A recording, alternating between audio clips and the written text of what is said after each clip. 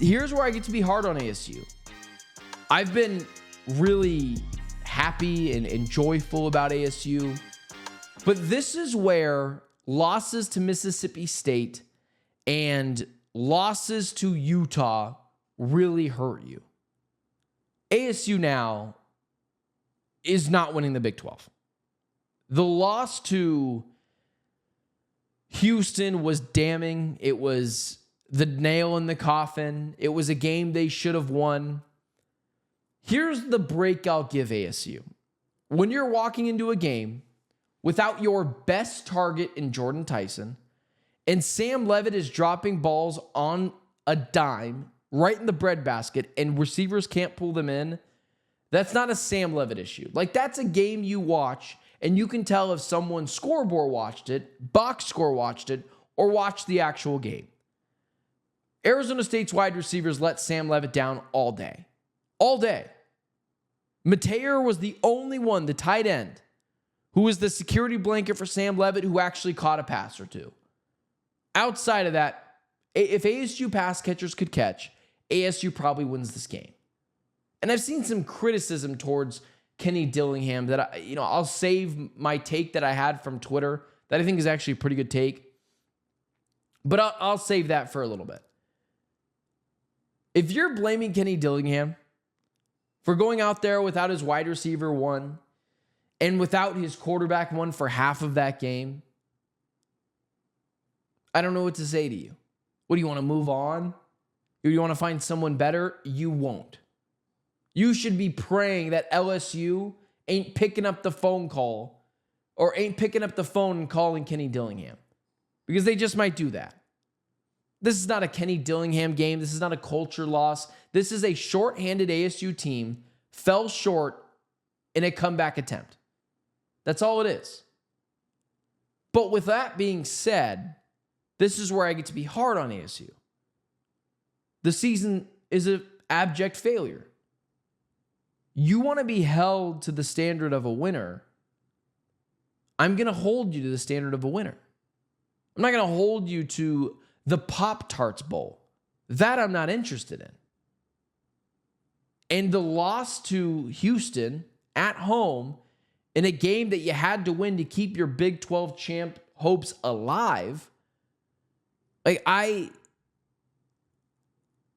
it's a failure. It's an abject failure. That can't happen. And losing that game to Houston was part of that. I thought ASU should have got the ball to Raleek Brown more. Feels like they've struggled to get him the ball more all year. Kanye Udo sounds like he's not happy either. I'd be shocked if he didn't transfer at the end of the year too. They've got to find a way to run the ball more effectively. And the offensive line was shaky. And when you walk into a game where Sam Leavitt gets injured and Jordan Tyson can't play, and you have to run it out with Jeff Sims, who, is barely a college football quarterback, you probably lose that game. But if you want to be held to a winner's standards, the season's a failure. The standard for Kenny Dillingham and ASU is no longer just be competitive, is no longer make the Pop-Tarts Bowl. The standard for Kenny Dillingham and ASU is win playoff games, get to the playoff, make the Big 12 conference championship game. They lose in the conference championship game, I get it. They miss the playoffs because of that. It happens. It's a one-game sample size. Anything weird can happen. It's still football any given Saturday in this instance. But if you want to be held to the standard of a winner, I'm going to hold you to the standard of a winner. Years past, I didn't do that. I'm like, they won 8 games, successful season for ASU. They won 7 games, successful season. They're going to go to the New Mexico Bowl. All that is great. But you bring in Kenny Dillingham, you change the culture, you raise the temperature in the room, and you make the playoffs the year prior. I'm going to call your season a failure when you are effectively eliminated from the Big 12 championship game in week 8, week 9. It's not a winning formula. And so, like, this isn't a Kenny Dillingham should be fired take, or Sam Levitt isn't as good as they thought he was, or Jordan Tyson's overrated, or Raleek Brown isn't good enough. Don't take it as that. But it's the first time we're talking about ASU falling short of expectations under Kenny Dillingham. His MO has been doing more with less, and not the Steve Sarkisian way of doing less with more. Steve Sarkisian, Brian Kelly, those types of guys doing less with more. This has been him pulling a rabbit out of his hat pretty much every single week. And they needed a win at home where they've never lost under the Sam Levitt era. And they failed. And it's okay. Sometimes they're going to fail. But they deserve to be held accountable. Don't tell me the culture has changed. The standard has changed. If you're effectively eliminated from a Big 12 Conference Championship game appearance in Week 8, Week 9. That's ASU of old. Did you capture lightning in a bottle? Or did you change the culture? Did you raise the temperature in the room? That's where I would stand with that. And so everyone's got to get it. Everyone's got to, take the heat sometimes. And ASU's taking heat. Because not being able to score for 3 quarters against the Houston Cougars defense, like that, it's good, not great, at home, is unacceptable.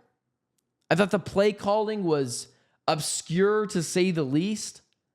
I thought all of it was just a gross game. And ASU has to find the ability to win those close games when you need to. You shouldn't feel like the season was over on Thursday when Jordan Tyson got injured. I felt good about the ASU wide receivers picking up the slack against, checks the calendar, Houston. Well, they're 6-1. Whatever. They were not a ranked opponent for a reason. And you're the reason why they might play in the conference championship game.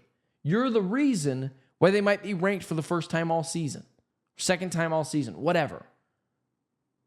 It's not good enough. Here's the good part.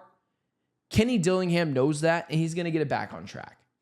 ASU's got the right head coach.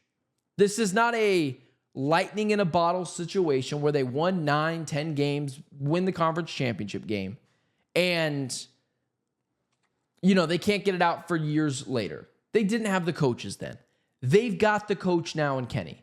That's the hardest thing. Now he's got to go find a new quarterback. I think this is Sam Levitt's last year at ASU, whether he transfers out because of money or whether he goes to the NFL draft, which I'm going to be honest with you, putting myself in the shoes of Sam Levitt, I might transfer or I might just go to the draft. You're going to lose Tyson. Who knows about Udo and Brown? Someone's going to offer you a lot of money. Like, I don't want him to. I think you guys know how great I think Sam Levitt is. I think he's a first-round guy. But, I get it. You want the security, but that's a story for another day. I'm shocked both guys came back last season, honestly. But that's Kenny Dillingham. That's his culture. So maybe it works out again for the second straight season.